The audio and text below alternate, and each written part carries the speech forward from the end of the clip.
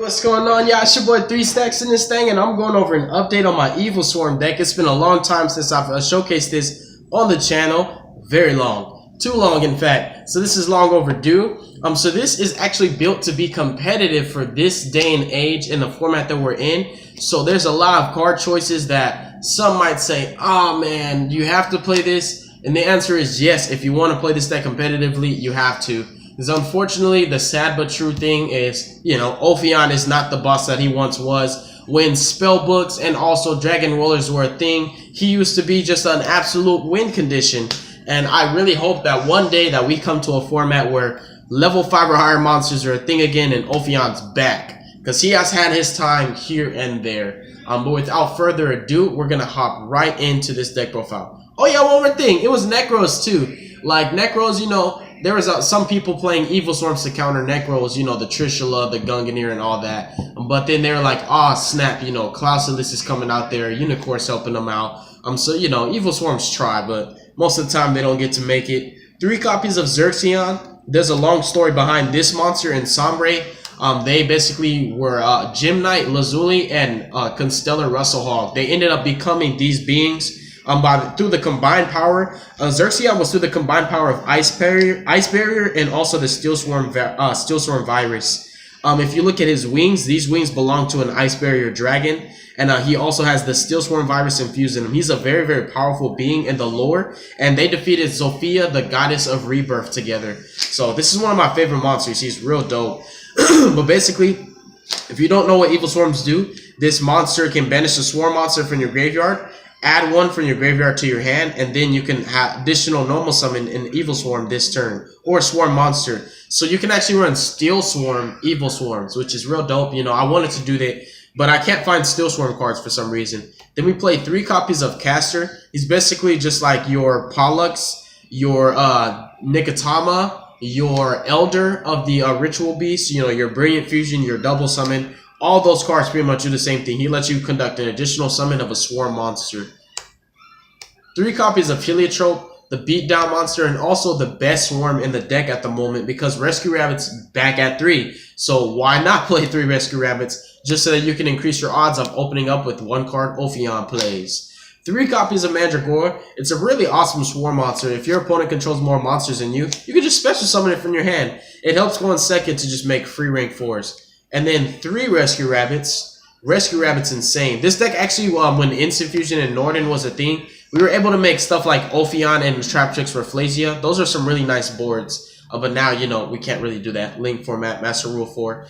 3 Rescue Rabbits for the 3 Heliotrope. 3 stacks. What if you resolve 1 Rescue Rabbit and the second one, will it be dead? There's a trap known as Evilswarm, Infestation Infection. It can shuffle a copy of Heliotrope from grave to the deck to trade it out and search for a Xerxion. So let's say you special summon 2 Heliotropes off the first rabbit and you have 1 Heliotrope left in deck, but you drew a dead rabbit. You can use Infection to put the second Heliotrope back into the deck, trade it out for a Xerxion. Now you have 2 Heliotropes, resolve the second Rescue Rabbit, and vice versa for the third. This trap's pretty abusive. It helps you out with that problem to mitigate for that. And other purposes, it just searches. So 3 Mandra, 3 Rescue Rabbit, 1 Thunderbird. Thunderbird is kind of like another beatdown option, but it just guarantees a field presence if your opponent's trying to kill you. So that you'll have a swarm next turn so you can go for a rank 4 push. So yeah, Thunderbird's pretty cool. He has utility purposes outside of that. He helps you to dodge card effects that target. If they target him, he could just chain, banish himself, you miss your target. He's real cool. And then the hand traps. We had to move those monsters out the way just to do the hand traps by themselves. 3 Ash, double Ogre, double Droll, and also 1 Maxi. And that is actually going to sum up the monster count for the deck. So you kind of have to play these hand traps if you want to play Evilswarms competitively. If you don't want to play Evilswarms competitively, then all those hand traps can become, Card of Demise, Duality for draw power if you want to. If you want to go that route, the Demise route, go for it. I chose not to do Demise because I always want to open up with some kind of a rank 4, even if it's just Rescue Rabbit into Baguska and some back row just to stall out. I'll do that, but I'm always trying to special summon first turn as much as possible. So yeah, that's why I chose not to play Demise. And then my monster count's kind of high. For spells, we play 3 copies of Infestation Pandemic. It makes all your swarm monsters unaffected by spells and traps, which is pretty dope.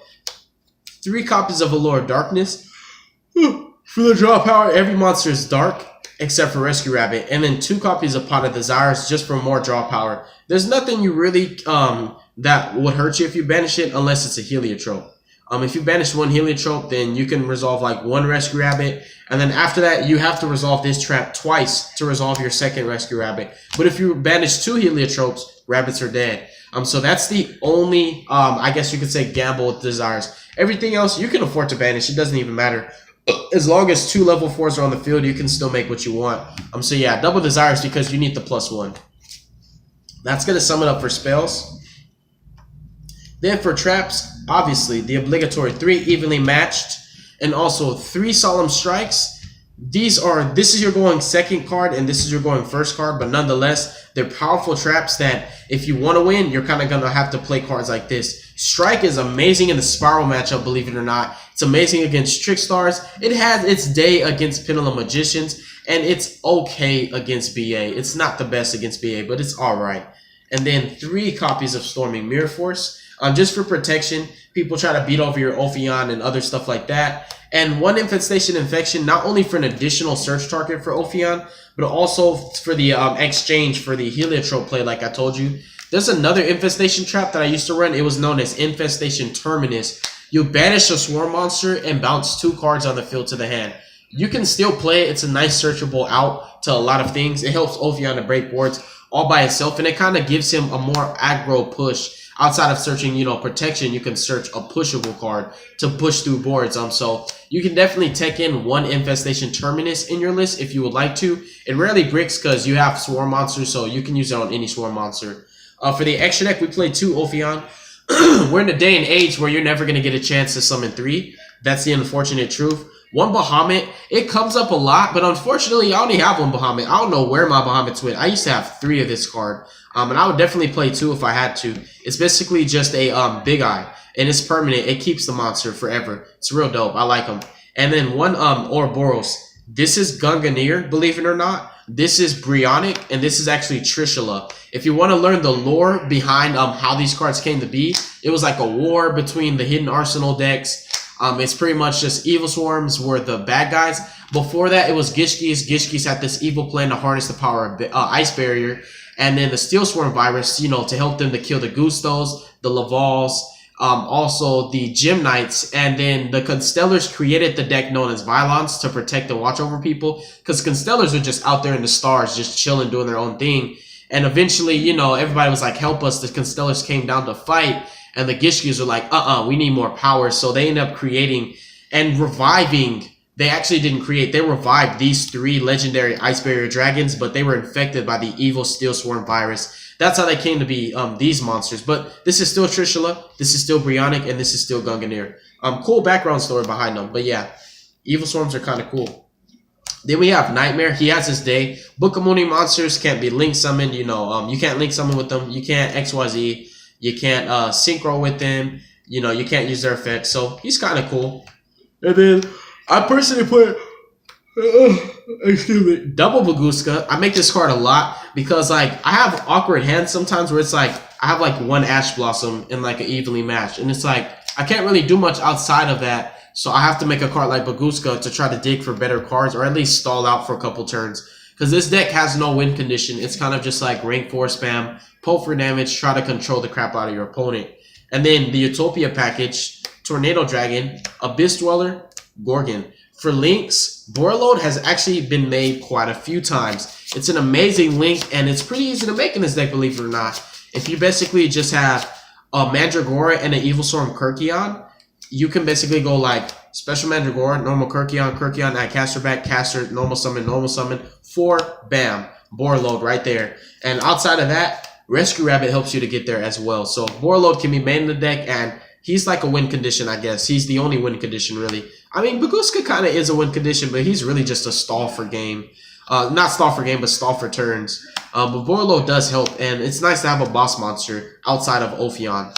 And then Decode and also Proxy. In case you're trying to link climb into something, you can do that. So that pretty much sums up the deck profile, you guys. Let me know what you think. A lot of people aren't fans of Evilswarms. Most people don't really like the deck. And I agree with you if you don't like it. It's not, you know, like the most competitive deck. Well, I do like it. I'm sorry. That might be taken the wrong way. But it's kind of like a helmet deck. It doesn't require any skill. Actually, it's a really simplistic deck. It's real budget also. So if you want to get started into Yu-Gi-Oh, it's kind of a deck you can pick up relatively for probably about 20 bucks or less. And you can kind of just modify it to be competitive. You know, you can play cards like this. And you can play, you know, the hand traps if you want to do some damage. If you don't want to do damage, you know, you can just make some plain old Evilswarms. And they're relatively fun if you like being a troll. If you like being a troll, it's definitely a deck for you. With that said, God bless y'all. I hope you have a wonderful day. Don't hurt your brain cells. Don't do drugs. Make good choices. And I hope you guys enjoyed this video. Also, check out some of the older videos that I have up on the channel. Believe it or not, you might find some amazing content out there. You might find some decks that you didn't even know that I had, such as Flower Guardians. Flower Guardians is an amazing deck, y'all. I love those real underappreciated and slow. One could even say tier 3 or lower decks. So yeah, I hope you guys again enjoyed this video. Definitely check out my boy Ed's artifact deck that he put up on the channel, and check out some of my other teammates' deck profiles, like my homeboy Charleston, who's on our team. He did his Dark Lord spell books. But yeah, y'all have a wonderful day, and you'll be hearing from me soon. Peace.